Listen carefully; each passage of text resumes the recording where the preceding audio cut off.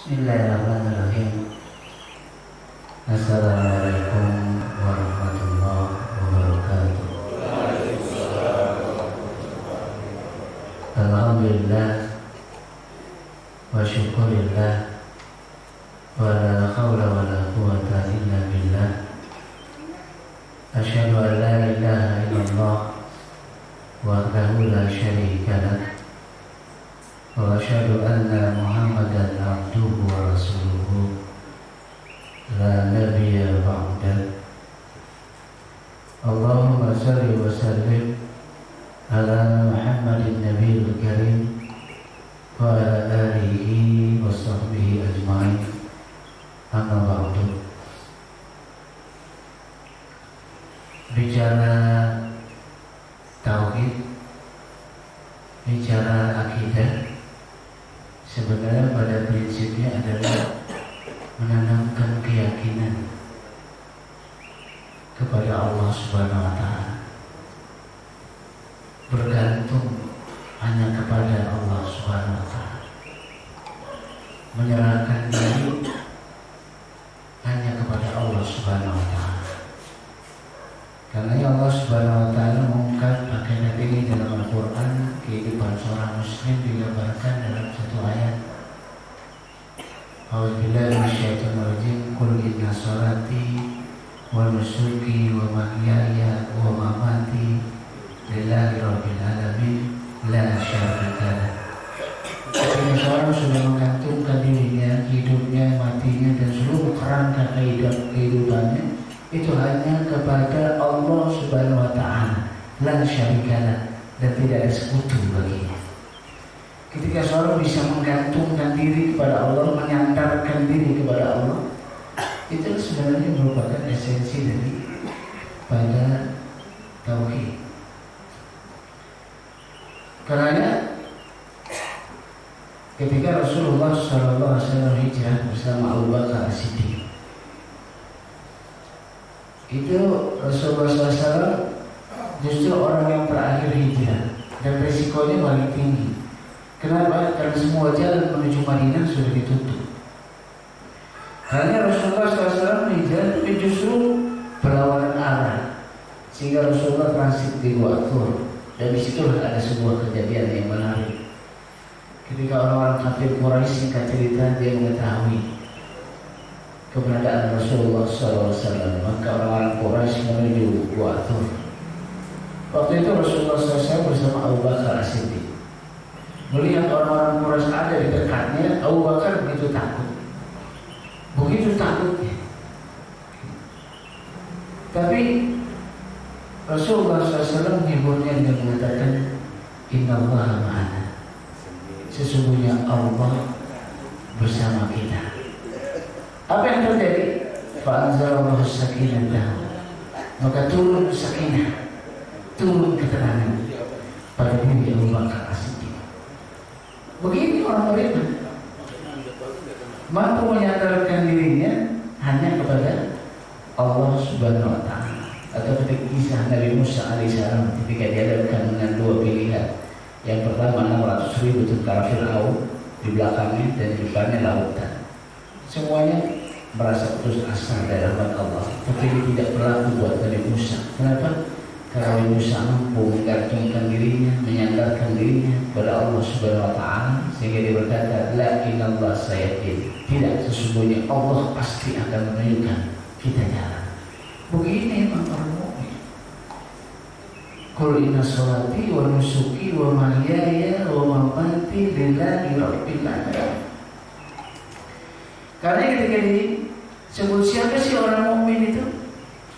Kata Allah Subhanahu wa Ta'ala dalam Al-Quran, innamal mu'minuna alladzina idza dzukirallahu wajilat qulubuhum wa idza tuliyat 'alaihim ayatuhu zadatuhum imanan wa 'ala rabbihim yatawakkalun. Ini orang mukmin. Siapa dia? Sesungguhnya orang mukmin adalah manakala diingatkan akan Allah. Manakala diingatkan akan Allah. Disebut enggak yang mengingatkan? Siapa yang mengingatkan? Di ayat ini tidak disebut. Iza zukirallah, Manakala diingatkan akan Allah, siapa yang mengingatkan? Enggak disebut di sini. Karena esensi ini bukan orang yang mengingatkan, bukan orang yang mengingatkan, tapi apa yang diingatkan. Iza dzukirallah wajilat qulubuhum. Manakala diingatkan akan Allah, hati mereka bergetar. Orang mukmin tidak terikat dengan siapa yang ingetin. Orang mukmin tidak terikat dengan figurnya. Orang mukmin tidak terikat dengan ustadznya, dengan ulamanya, dengan kiainya, dengan sahnya. Orang mukmin terikat dengan Allahnya. Maka siapa saja yang mengingatkan akan Allah, orang beriman itu wajilat qulubuhum, hati mereka bergetar. Dilanjutkan, idza dzukirallahu wajilat qulubuhum wa idza tuliyat 'alaihim ayatuhu zadatuhum imanan. Manakala dibacakan ayat-ayat Allah, siapa yang bacain? Enggak disebut di ayat ini. Kenapa? Orang mukmin tidak terikat dengan yang baca. Orang beriman tidak terikat dengan siapa ustadznya, siapa kiainya, siapa ulamanya, siapa orangnya, siapa figurnya, siapa tokohnya. Tapi orang beriman terikat dengan Qur'annya. Kenapa? Wa 'ala rabbihim yatawakkalun. Kan orang beriman hanya menyandarkan dirinya kepada Allah Subhanahu wa taala. Ini kita lepas dari kebanyakan orang. Kita suka ngaji melihat ustaz. Nggak salah juga sih, nggak salah banget, nggak salah banget. Cuma kalau mau bicara tentang hakikat iman, maka mestinya siapapun ustaznya, selama dia alim, dia ngikutin Quran, dia ngikutin sunnah, orang beriman tidak terusik. Ini ustaznya harus ustaz itu. Kalau ustaz bukan ustaz itu, dia nggak ngaji. Kalau imannya begini, imannya rapuh. Kenapa? Dia sendiri sama makhluk. Ustaz itu lemah, ustaz itu dhaif. Dan yang jelas ustaz itu mati. Terus kalau ustaznya mati, kita nggak ngaji lagi. Allah itu nggak mati. Karena kalau orang nyandar kepada Allah, imannya kuat, imannya kokoh, nggak terikat dengan figur. Jangan ustaz, jangan kiai, jangan syekh. Rasulullah Shallallahu Alaihi Wasallam sosoknya, fisiknya tak boleh disandari. Rasulullah, ketika Rasulullah SAW wafat, banyak yang nggak sadar kalau Rasulullah bisa wafat. Karena banyak yang murtad dari agama Allah. Kemana? Ke Musailamah Al-Kadzdzab, nabi palsu. 40.000 pengikutnya dieksekusi di perang Yamamah oleh Khalid bin Walid. Itu cuma 10.000, masih ada 30.000 sisanya. Walaupun Musailamah tewas di perang Yamamah. Bahkan seorang Umar bin Khattab saja kaget kalau Rasulullah SAW bisa meninggal. Sehingga dia sempat emosional, sempat emosi dan berkata, siapa saja yang mengatakan Muhammad itu mati, meninggal, saya penggal. Alhamdulillah di tengah-tengah umat ini ada seorang Abu Bakar As-Siddiq yang sadar benar bahwa Rasulullah juga manusia. Rasulullah Muhammad itu cuma seorang Rasul dan telah berlalu Rasul-Rasul sebelum Muhammad. Apakah kalau dia mati atau tidak? Apakah dia kalau dia mati atau dia terbunuh, kamu akan murtad lagi dari agama Allah? Nggak boleh disadari. Karena begitu Rasulullah SAW wafat, ada Abu Bakar As-Siddiq. Para sahabat kuat, solid, kokoh. Abu Bakar meninggal, ada Umar, kuat. Ada Umar selesai, ada Ali, ada Utsman, dan terus begitu. 750 tahun kaum muslimin eksis di tengah-tengah umat manusia. Kenapa? Nggak nyantarin ke figur. Nanti jadi figuritas, nanti kultus individu, repot lagi. Maka saya katakan kalau model begini jadi lemah, rapuh imannya. Kenapa? Karena bersandar kepada makhluk, bukan kepada Allah Subhanahu wa taala. Selama iman, selama orang itu soleh, alim, pegang Quran, pegang Sunnah, akhlaknya bagus. Kan banyak orang begini, orang soleh. Cari juga deh. Karena orang-orang dulu tuh gurunya banyak, makanya jadi bijak. Kalau gurunya sedikit jadi sempit, picik, melihat hakikat kebenaran seolah-olah hanya dari dirinya, hanya dari kelompoknya, hanya dari golongannya. Kalau bukan golongannya nggak benar. Kalau bukan kelompok, bukan kelompok ini nggak benar. Kalau bukan ustaz nggak benar.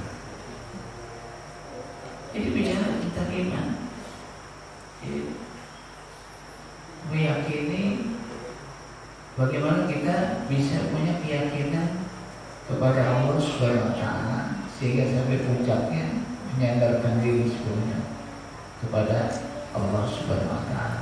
Qul inna sholati wa nusuki wa mahyaya wa mamati lillahi rabbil alamin.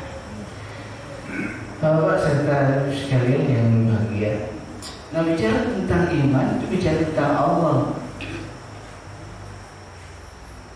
Dan bicara tentang Allah itu terang seperti terangnya matahari.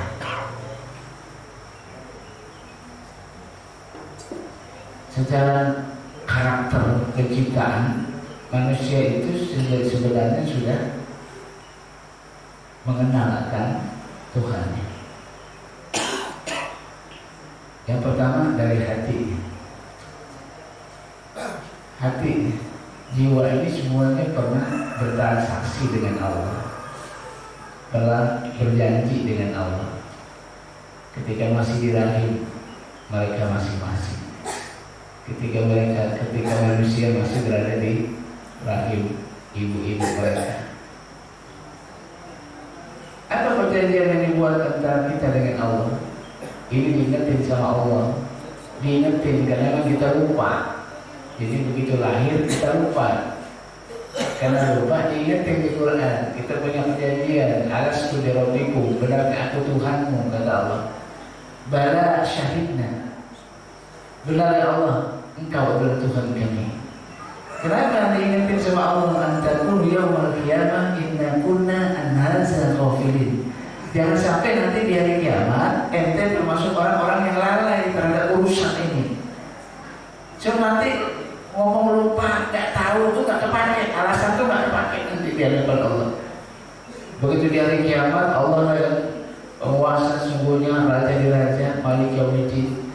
Lalu kemudian kita bilang kita nggak tahu, nggak kepake alasan itu. Kenapa? Allah udah ingatkan itu dalam Al-Quran. Karena Allah mengatakan antakul yaumal qiyamah inna kunna an hadza ghafilin. Jangan sampai nanti kamu di hari kiamat termasuk orang-orang yang lalai dari urusan ini. Ghafilin, ghaflah. Kalau tahu bilang ghafilin itu pilot. Ghafilin, pilot, belajar pilot. Kalau zaman saya dulu di Betawi, belajar pilot, belajar bodoh. Nggak tahu tuh. Masa dan sebagainya, belaga pilot. Jangan nanti di hari kiamat kita belaga pilot. Jadi nggak ada alasan nanti di hari kiamat. Artinya secara transaksi, secara hakiki kita tuh sudah punya keterikatan dengan Allah Subhanahu wa Ta'ala secara fitri. Jadi nggak mungkin kita mengingkari Allah Subhanahu wa Ta'ala. Yang kedua, Allah kasih panca indera. Dengan mata kita bisa melihat kebesaran Allah Subhanahu wa Ta'ala. Dengan telinga kita bisa mendengar kebesaran Allah Subhanahu wa Ta'ala. Nggak cukup sampai situ, Allah turunkan nabi yang banyak. Nabi-nabi banyak turun, ribuan. Rasul-rasul turun ratusan. Untuk apa? Untuk bimbing kita, untuk kasih tahu kita bahwa tidak ada Tuhan kecuali Allah. Bimbing, bukan satu dua nabi, ratusan ribuan nabi di dalam satu riwayat. Rasul ratusan rasul, walaupun yang dikenal cuma 25 nabi kan.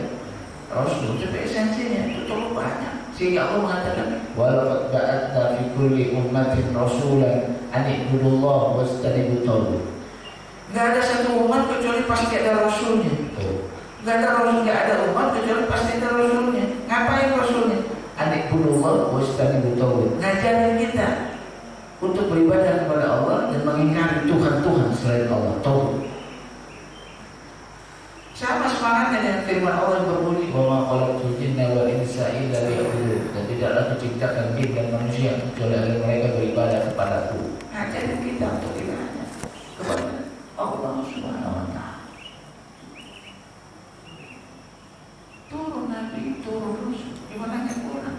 Hati kita secara netral sudah terikat dengan Allah, punya transaksi perjanjian dengan Allah, diingatin itu sama Allah. Yang kedua, mata itu kita punya mata, kita punya telinga. Dengan mata telinga kita bisa melihat tanda-tanda kebesaran Allah. Nggak cukup itu, diturunkan Nabi, diturunkan Rasul, jumlahnya banyak. Ngajarin kita untuk beribadah kepada Allah Subhanahu wa ta'ala. Nah, sampai situ Allah Subhanahu wa ta'ala turunkan kitab suci buat bimbing kita, untuk mengenalin kita siapa Tuhan yang sesungguhnya. Ini di dalam Al-Quran disebut-sebut, ya ayyuhan nas ubudu rabbakum alladzi khalaqakum walladzina min qablikum la'allakum tattaqun. Wahai sekalian manusia, beribadah kepada Allah. Siapa kepada Tuhanmu, siapa Tuhanmu, Tuhan kamu, kata Allah. Alladzi khalaqakum, yaitu yang menciptakan kamu. Disebut itu yang paling mendasar. Tuhan itu yang menciptakan kita. Kenapa? Karena Tuhan itu khalik, kita makhluk. Ini yang paling esensi bicara tentang ketuhanan. Yang paling mendasar bicara tentang peribadatan itu adalah antara makhluk dengan khalik. Karena Allah sebut pertama kan Alladzi khalaqakum, yang menciptakan kamu. Kalau ada yang menciptakan kamu, silakan sembah. Nggak ada kecuali Allah Subhanahu wa ta'ala. Dan sampai situ Alladzi ja'ala lakumul arda firasya. Allah kenalin siapa Allah. Allah yang menghamparkan bumi. Allah tinggikan langit dengan tiang-tiang. Allah turunkan hujan, dengan hujan menjadi tumbuh tanam-tanaman. Kata Allah, fala taj'alu lillahi andada. Kita kenal siapa Tuhan yang sesungguhnya. Dia yang menciptakan kita, yang menjadikan bumi sebagai hamparan, yang meninggikan langit dengan tiang-tiang, yang menurunkan hujan, dari hujan tumbuh tanam-tanaman, yang dengan tanaman itu kemudian Allah berikan rezeki buat kamu. Allah udah siapin semua. Nggak ada makhluk yang kelaparan. Kalau bukan karena orang yang rakus, nggak ada orang kelaparan di muka bumi. Tamak, nggak ada orang kelaparan di muka bumi. Allah udah cukupin semua. Karena fala taj'alu lillahi andada. Maka jangan cari Tuhan-Tuhan lain selain aku. Kenapa? Wa antum ta'lamun. Karena kamu udah tahu Tuhan yang sesungguhnya mana. Dijelasin. Turun kitab suci, jelasin akan Tuhan kami yang sesungguhnya. Karena ketika ayat pertama turun adalah surat Al-Alaq, Iqra bismi rabbikal ladzi khalaq. Esensi Allah di depan, dikenalin kita. Dikenal. Yang menarik, Allah Subhanahu wa ta'ala kasih akal buat kita. Akal. Untuk apa? Untuk mikirin. Untuk mikirin kenapa tanaman daunnya sama, tanahnya sama, airnya sama, pupuknya sama, buahnya beda. Mikirin. Karenanya inna fi khalqis samawati wal ardi wa ikhtilafil laili wan nahari la ayatin li ulil albab alladziina yadhkuruna Allaha qiyaman wa qu'udan wa 'ala junubihim wa yatafakkaruna fi khalqis samawati wal ardi rabbana ma khalaqta hadza batila subhanaka faqina 'adzabannar. Sesungguhnya terjadi pergantian siang dan malam, penciptaan langit dan bumi. Semuanya ada tanda-tanda kebesaran Allah. Buat siapa? Buat orang-orang yang tafakur, pakai akal, mikirin. Karena dalam Al-Quran juga ada ungkapan afala ya'qilun, afala yatafakkarun, afala yatadabbarun. Apa kamu tidak berakal? Apa kamu tidak memikirkan? Apa kamu tidak memperhatikan? Itu semuanya akal karunia Allah Subhanahu wa taala. Untuk apa? Untuk kenal Tuhannya. Nggak cukup sampai situ, suara azan berkumandang setiap saat di muka bumi. Para mubalik, para dai terus menyuarakan dakwah, ngajak kita semua beriman kepada Allah Subhanahu wa taala. Kira-kira manusia beriman apa kafir? Dengan semua itu, hatinya, matanya, telinganya, akalnya, turun nabi, turun rasul, turun dikasih kitab suci, dai di mana-mana suara azan berkumandang. Kira-kira manusia beriman apa kafir? Beriman apa kafir? Beriman.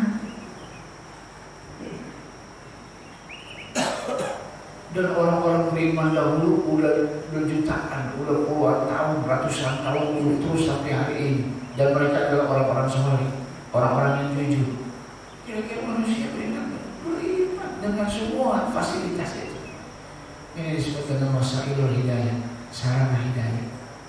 Sarana itu dibuka oleh Allah Subhanahu wa taala sedemikian rupa. Mestinya orang itu beriman. Gak ada alasan kafir. Gak ada alasan kafir. Gak ada alasan nolak kebenaran. Karena terang, begitu terang. Seperti terangnya matahari. Tapi realitanya sesungguhnya terbalik. Hari ini banyak orang yang kafir, sedikit orang yang beriman. Kenapa? Apa sebab? Pasti ada sebabnya. Kalau kita nggak tahu sebabnya berbahaya. Dan kalau sebabnya itu ada sama kita bisa kafir. Kalau sebabnya ada sama kita, makanya kita harus tahu sebab orang bisa mengingkari Allah Subhanahu wa taala. Sebab-sebab yang menghalangi orang beriman kepada Allah Subhanahu wa taala. Ini jadi penting buat kita diskusikan. Karena yang pertama adalah al-jahl. Yang pertama yang bikin orang bisa nggak beriman kalau dia bodoh, nggak mau belajar, nggak mau ngaji, nggak mau ke majelis taklim, nggak cari ilmu, jadinya nggak paham. Karena nggak paham, jadi nggak beriman. Karena iman tanpa ilmu rapuh. Iman tanpa ilmu rapuh. Karena iman nggak bisa ikut-ikutan. Dia harus pakai hujah, alasannya kokoh yang kuat, baru nggak tergoyahkan. Kalau iman cuma ikut-ikutan doang, iman ikut-ikutan doang, rapuh. Dan harus pakai ilmu. La ilaha illallah saja yang kita sebutkan berulang-ulang berkali-kali, beratus kali kita sudah mengucapkan kalimat itu. Itu aja harus pakai ilmu. Kalau nggak pakai ilmu, nggak ngepek kalau bilang. Nggak ada bekasnya, nggak akan ada dampaknya, nggak akan bikin kita jadi apa-apa. Karena Allah katakan fa'lam annahu la ilaha illallah. Fa'lam annahu la ilaha illallah. Maka cari tahulah kamu tentang la ilaha illallah. Fa'lam itu sebenarnya akarnya fa'idlam. Fa'idlam. Allah Subhanahu wa taala sudah mudahkan lisan kita untuk baca Quran. Makanya dibacanya bukan fa'idlam tapi fa'lam. Enteng di lidah. Karena Allah memudahkan kita baca Quran. Quran itu lebih dimudahkan dibacanya. Fa'lam. Kalau lihat di terjemahan itu pengertian maka ketahuilah. Maka ketahuilah. Kalau bentuknya maka ketahuilah itu jadi pasif. Allah masih tahu ke kita. Tapi fa'lam ini amfil amr bentuknya perintah buat kita. Apa artinya? maka cari tahulah. Kita suruh cari tahu. Maka wajib bukan punya ilmu tentang la ilaha illallah. Kalau nggak pakai ilmu, la ilaha illallah, kita nggak pakai ilmu, dia nggak efek dalam kehidupan kita. Beribu kali kita mengucapkan la ilaha illallah, tapi kita nggak paham, kita nggak ngerti apa yang dimaksud, nggak ngerti. Dan ini nggak harus S1, S2, S3 baru paham la ilaha illallah. Nggak usah. Seorang Bilal kita apa paham la ilaha illallah. Seorang budak sederhana, tapi harus paham. Karena ilmu harus pakai iman harus ilmu. Karena yang kebodohan nggak pernah bisa nganterin kita pada iman yang kuat. Oleh karena itu, banyak kan orang-orang Quraisy di zaman Rasulullah SAW disebut-sebut dengan kaum jahiliyah. Tokohnya disebut dengan Abu Jahal. Kalau masyarakatnya jahiliyah, pasti pemimpinnya paling jahil. Ini masyarakat jahiliyah, maka pemimpinnya pasti paling jahiliyah. Kalau masyarakatnya rusak, maka pemimpinnya paling rusak. Itu yang jadi pemimpin. Yang begitu. Itu gambaran realitas kehidupan suatu masyarakat. Jadi kalau masyarakatnya jelek, itu pasti pemimpinnya paling jelek. Nggak mungkin pemimpinnya orang bagus. Kalau masyarakatnya jelek, itu pasti dia jadi yang paling jelek. Kalau masyarakatnya kejam, maka pemimpinnya paling kejam. Itu pasti. Yang dipilih yang paling hebat, yang paling jago, yang paling kejam, itu yang diangkat. Kalau masyarakat yang materialistis, kebendaan materi, itu pemimpinnya pasti yang paling kaya. Nggak mungkin, bukan orang kaya. Karena di tengah-tengah masyarakat jahiliyah itu pemimpinnya orang kaya. Abu Jahal, Abu Lahab, Abu Sufyan. Disebut-sebut dengan kaum jahiliyah. Kalau mereka bodoh, mengingkari Allah Subhanahu wa ta'ala. Apa bodoh banget Abu Jahal? Enggak juga sih. Mekah itu transit pusat perdagangan. Transit dari mana-mana tuh transitnya ke Mekah. Pasti Mekah berkembang. Tapi kenapa Abu Jahal tokoh Quraisy waktu itu disebut dengan Abu Jahal? Iya. Karena mengingkari kebenaran. Lalu apa sih bodoh itu?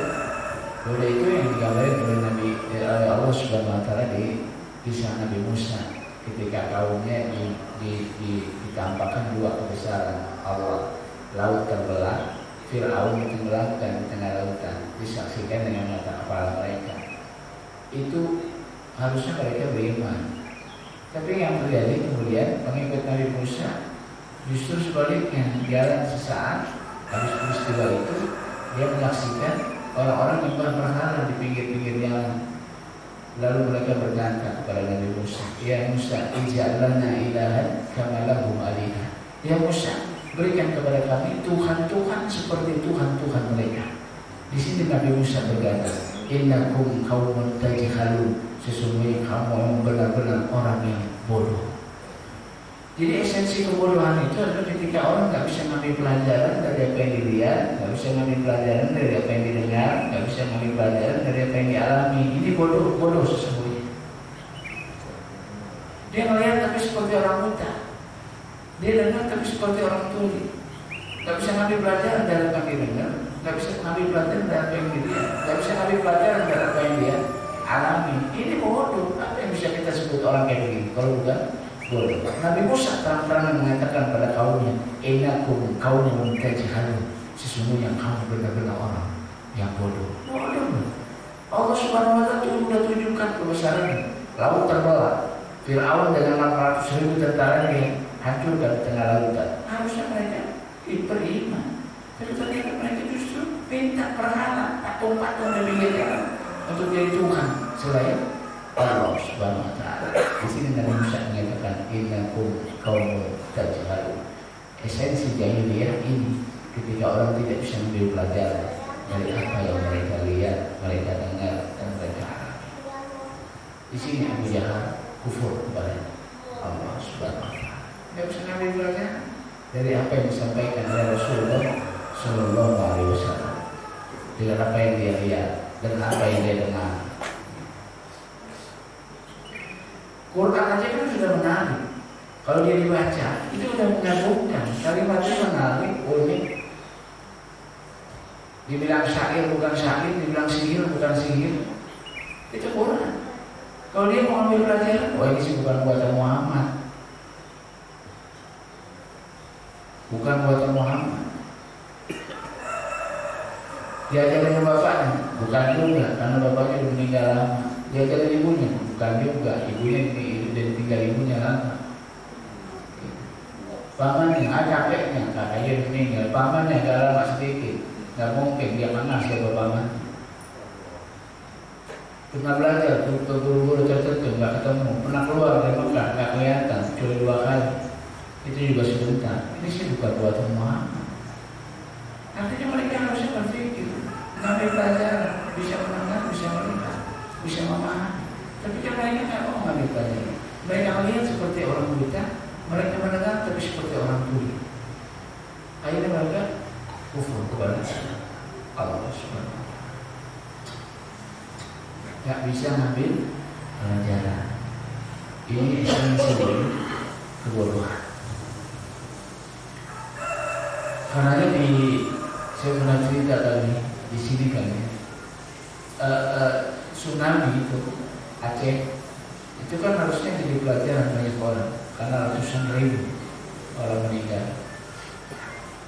Harusnya dorong orang untuk lebih kuat beribadah kepada Allah Subhanahu wa taala. Kenapa? Karena laut yang tadinya tenang, dia bisa bermain di pinggir pantai, ketika itu menjadi sesuatu yang sangat mengerikan, menjadi sesuatu yang sangat ganas dan menghabiskan semua yang dilewati. Harusnya ini lebih pelajaran. Kalau kemarin sebelum tsunami di pinggir-pinggir pantai banyak dosa, banyak maksiat, mungkin banyak perzinahan dan sebagainya, sehingga Allah tegur dengan itu, harusnya mereka ninggalin itu. Ternyata enggak. Teman saya setelah tsunami dia ke Aceh, yang terjadi di atas batu-batu tsunami, orang-orang itu melakukan perzinahan di atas batu-batu tsunami. Mereka tetap melakukan itu. Orang kayak gini kita masih punya apa? Esensi kebodohan yang membuat orang jadi kafir, jadi kufur. Karena orang kafir itu disebut-sebut oleh Allah summun bukmun umyun fahum la yaqilun. Mereka buta. Emang buta? Enggak buta. Cuma melihatnya sama seperti dengan orang buta. Kenapa? Nggak bisa ngambil pelajaran dari apa yang dia lihat. Tuli kata Allah. Emang tuli? Enggak, dia dengar. Tapi dengarnya seperti orang tuli, nggak bisa ngambil pelajaran dari apa yang dia dengar. Itu orang kafir. Summun bukmun umyun fahum la yaqilun. Buta, tuli, bisu. Buta, tuli, bisu. Bapak ibu taruh orang yang nyandang cacat begini, nyandang cacat, 3 cacat ini, taruh di tengah jalan, bisa pulang nggak? Buta, tuli, bisu. Mau diajak ngomong, nggak bisa ngomong. Mau nunjukin, nggak bisa nunjukin. Dikasih tahu, nggak bisa. Kira-kira bisa pulang itu orang? Mereka tahu bahwa wilayah Ciun, mereka nggak bisa pulang, nggak bisa kembali kepada Allah Subhanahu wa taala. Bahwa wilayah Ciun nggak bisa kembali. Jadi ini yang pertama, al-jahl, bodoh. Banyak orang kufur kepada Allah karena bodoh. Yang kedua, banyak orang kufur kepada Allah karena kibir, karena sombong, mengingkari kebenaran, karena sombong, sehingga iblis itu jadi kufur karena sombong. Dia merasa paling senior, diciptain dari awal, dari Adam, diciptain dari api bukan dari tanah. Ketika minta untuk sujud, usjudu li Adam, semuanya sujud. illa iblis, kecuali iblis. Haba wastakbar. Dasar iblis itu nggak mau sujud karena segan dan sombong. Sombong ini menjadi sebab orang ingkar kepada Allah, jauh dari kebenaran, menolak esensi kebenaran. Sehingga Abu Jahal disebut-sebut mengingkari apa yang dibawa oleh Rasulullah. Siapa juga Muhammad. Abu Jahal tokoh Mekah, tokoh Quraisy, orang besar. Tiba-tiba muncul seorang anak muda yang namanya Muhammad, anaknya Pak Abdullah. Nggak level lah. Nggak level, bapaknya yang nggak level, bahwa ini anaknya Muhammad, baru gede. Bilang ngajarin begini. Siapa juga? Oh, Abu Jahal mengingkari Rasulullah. Di antaranya adalah karena sombong. Fir'aun nggak mau ngikutin apa yang dibawa oleh Nabi Musa. Apa masalahnya? Nabi Musa cuma anak angkatnya, digedein di rumahnya. Sekarang ajarin. Siapa juga Musa?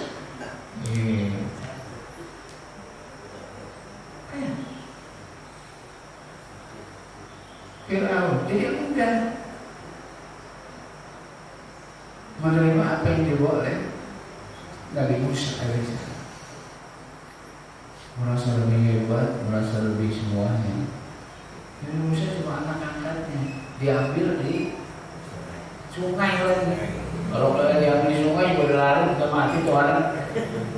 Ini kalau urusin gedein, akhirnya tuh ngajar-ngajar sampai kongah Fir'aun, sampai makin jadi sombongannya sehingga dia disebut ana rabbukumul a'la. Semuanya aku adalah Tuhan kamu yang paling tinggi. Karena dia merasa Tuhan, dia pengen lihat Tuhan juga, sama-sama Tuhan, pengen lihat Tuhan kan boleh. Tuhan sama Tuhan sama-sama lihat kan boleh. Maka dia bilang, ya apa? Bikin bangunan yang tinggi biar saya bisa melihat Tuhan yang Musa. Sama-sama Tuhan bisa melihat. Seperti Musailamah ngaku Nabi, boleh ketemu sama Rasulullah juga Nabi. Makanya Musailamah kirim surat dari Musailamah Nabi Allah kepada Muhammad Nabi Allah. Sama-sama Nabi. Fir'aun juga merasa Tuhan, dia pengen melihat Tuhannya Musa. Minta damai, bikin bangunan yang tinggi biar saya bisa lihat Tuhannya Musa. Makin bongkar, makin jadi sombong. Karena ya curik semua orang. Jika dia sampai pada tingkat itu, maka Nabi Musa diperintahkan, ya Musa, izhab ila Fir'auna innahu tagha. Pergi kepada Fir'aun, ingatin mereka, karena Fir'aun sudah melampaui batas. Sombong. Dan sombong kata Allah Subhanahu wa taala dalam satu ayat, sa'asrifu an ayati Allah alladziina yatakabbaruna fil ardi bighairil haqq.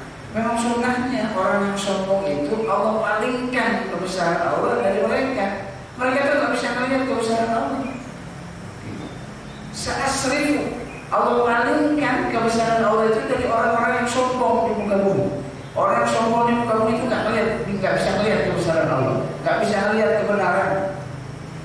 Gimana caranya Allah memalingkan mereka dari jalan kebenaran? Kata Allah, wa iyyaru sabila rusdi la yattakhizuhu sabila wa iyyaru sabila al-ghayyi yattakhizuhu sabila. Ini celaka begini.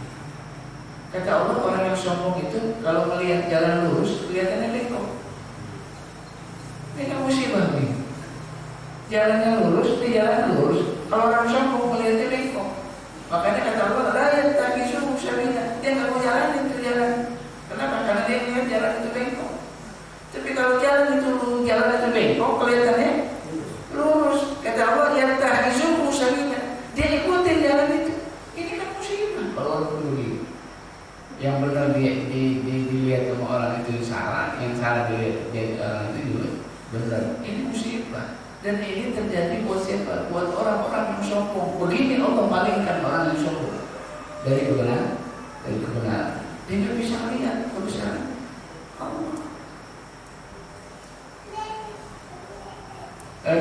sedikit. Apa sih sombong itu? Kalau ada orang ke masjid pakai baju bagus, pakai sarung bagus, pakai sendal bagus, kira-kira sombong apa enggak?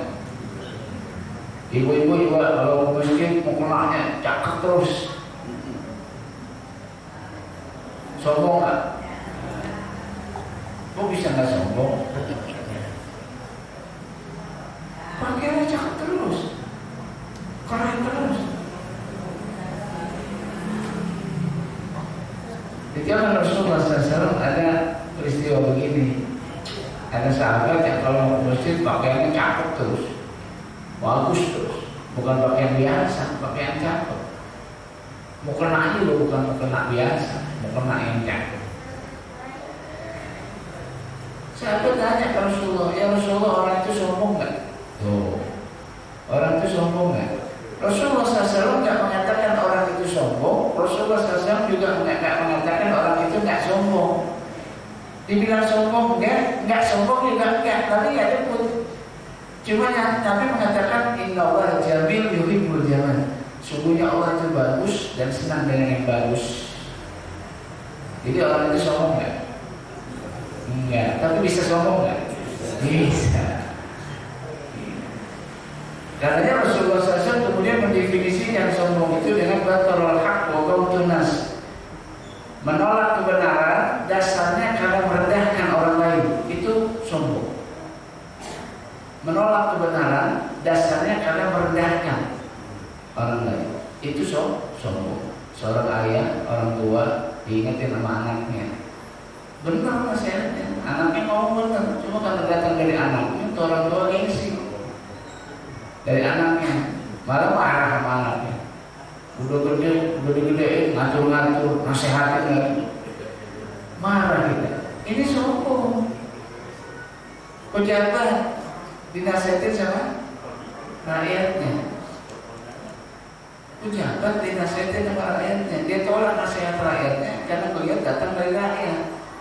Ini sombong. Ustaz diingetin sama jamaahnya dan dia tolak, padahal itu benar, itu sombong. Ya namanya ustaz kan bisa salah, bisa hilang. Diingetin sama jamaah, kan harusnya bersyukur. Diingetin. Tapi realitanya banyak juga yang nggak menerima. Kenapa? Gengsi, prestise. Kenapa? Dikasih tahu sama jamaahnya. Terus dia bilang apa? Emang bapak udah baca buku apa aja?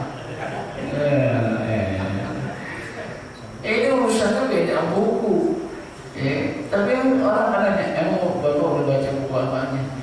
Maaf ya pak, buku saya 7 meter di rumah. Mau apa kalau begini? Kalau begini mau jadi sombong. Nah Ustaz bisa salah, bisa hilang, lemah. Sama ada kebanyakan orang manusia yang lemah. Karena tawassaw bil haq, tawassaw bis sabr. Saling mengingatkan dalam kesabaran, saling mengingatkan dalam kebenaran, baru dia bisa kuat. Kalau sendiri pasti lemah. Gak bisa kuat sendiri, dia harus berjamaah bersama-sama dengan orang lain untuk istiqomah. Kibir, dua harus dibuang nih, dua sifat ini. Yang ketiga, irtiyab, ragu. Beriman sama Allah nggak boleh pakai ragu. Kalau ragu jadi kafir. Karena yakin, hakul yakin, harus yakin, harus mantap. Kalau ragu belajar lagi, dikuatin lagi terus sampai tidak ada keraguan, baru mukmin sejati. Kata Allah, innamal mu'minuna alladzina amanu billahi wa rasulihi tsumma lam yartabu wa jahadu bi amwalihim wa anfusihim fi sabilillah ulaika humus shalihin. Siapa orang mukmin itu? Orang mukmin adalah orang yang beriman sama Allah, beriman sama Rasul, kemudian dia nggak ragu, al-yakin, nggak ada keraguan. Ketidakraguan ini dibuktikan dengan apa? Wajahnya juga main, dia siap melihat dengan harta dan jiwa. Kata Allah, ulaika humus sholihu. Mereka itu adalah orang mukmin yang benar. Tidak ada keraguan. Alhamdulillah, fala takunanna minal mumtarin. Kebenaran itu datang dari Allah, jangan ragu. Kenapa? Keraguan tidak bermanfaat sama sekali untuk mengantarkan kita kepada kebenaran. Karena belajar, mantapin, yakini.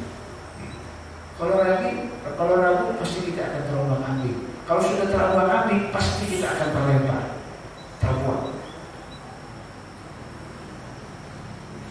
Kayak hidup hari ini, halal atau haram sudah susah melihatnya. Kalau dia nggak mau belajar, dia akan terombang-ambing dengan barang yang haram dan barang yang halal. Pada akhirnya dia akan makan yang haram, bukan yang halal. Bahkan ada statement mengatakan pernyataan, ya Ustaz jangan yang halal, yang haram aja susah. Haram aja susah, kalau yang haram. Udah frustasi benar orang kita. Siapa bisa demikian apa? Terombang-ambing dan hidup begini berisiko tinggi. Jadi yakini bahwa ini kebenaran. Yakini kita Allah, nggak usah terusik dengan segala hal yang meragukan akan esensi Allah. Baru dia buat iman. Kalau enggak, pasti akan terombang-ambing, dihimpit oleh rasa ragu, keraguan demi keraguan. Katanya enggan beribadah, malas berdoa. Ya udah, efeknya kemana-mana. Nah, sering saya katakan, apa aja yang ragu itu bikin kita malas. Apa aja yang nggak jelas itu bikin kita segan. Apa aja? Sehingga sering saya katakan kalau kita kerja gaji nggak jelas, itu kita malas kerja. Gajiannya nggak jelas tanggal berapa, gajinya berapa aja agak jelas, dapatnya kapan agak jelas. Kira-kira semangat nggak kerjanya? Enggak.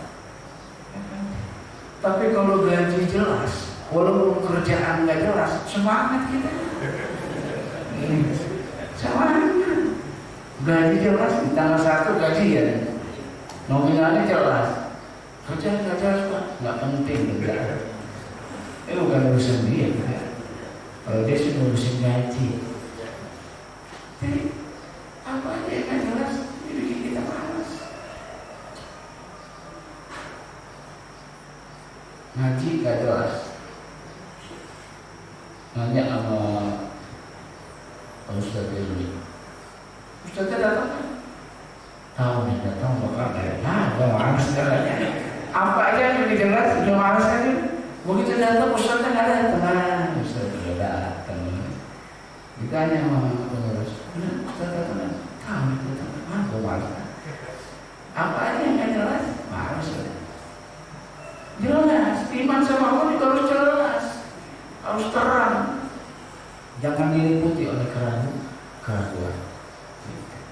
Yang kemudian orang yang nggak terima, bisa nggak terima sama Allah itu karena inhiraf, menyimpang. Mau nyari kebenaran tapi caranya salah, jadi kafir. Mau nyari kebenaran tapi temannya salah, kafir. Mau nyari kebenaran tapi merujuknya sama yang salah, salah. Jadi harus hati-hati juga. Banyak orang-orang, anak-anak muda yang semangat dalam Islam, tapi salah temannya, masuk Syiah. Mau beriman, mau yakin, mau beriman, sungguh-sungguh, tapi gurunya salah. Yang dia jadarin sandaran dia Eden, salah. Mau beriman nih mantep, ketemunya Muhammadiyah, salah. Kalau beriman suka orang ingkarin Allah karena inhirah, karena nyimpang dari jalan yang benar. Mengenal Allah, tapi cara-cara mengenalnya nggak pakai cara-cara yang Allah kasih, nggak sampai kita. Al-inhirah. Yang kemudian ittiba'ul hawa, ngikutin hawa nafsu. Orang jadi kufur karena ngikutin hawa nafsu. Ngikutin nafsunya. Banyak hal-hal yang bertentangan dengan hawa nafsunya. Beriman sama Allah itu nggak mudah. Sehingga Rasulullah mengatakan surga diliputi sama yang kamu benci, neraka diliputi sama satu yang kamu senangi. Gitu. Tidur itu sebenarnya semua kita senang. Suruhan bangunnya jam 3 lagi sholat malam, bangunnya sendiri lagi, udah sendiri kagak ada yang ngeliat lagi. Bodoh, malas banget ya. Kalau ada yang lihat sih mending nggak ada yang lihat satu orang kan. Kalau saya rajin sholat malam agak semangat dikit gitu. Ini udah bangun jam 3 sendiri, nggak ada yang ngeliat. Siapa yang mau ngelakuin itu? Nggak banyak. Yang ada juga tidur. Ketika air malam itu paling asik tidur, paling asik-asiknya. Coba syahwat yang lain. Orang nggak tahu. Orang puasa, yang lain pada nggak puasa, dia puasa.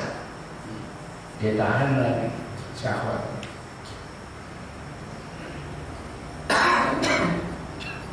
Itiba'ul hawa yang bikin suka jadi kita kufur, nggak bisa menerima kebenaran kalau kita ikuti hawa nafsu.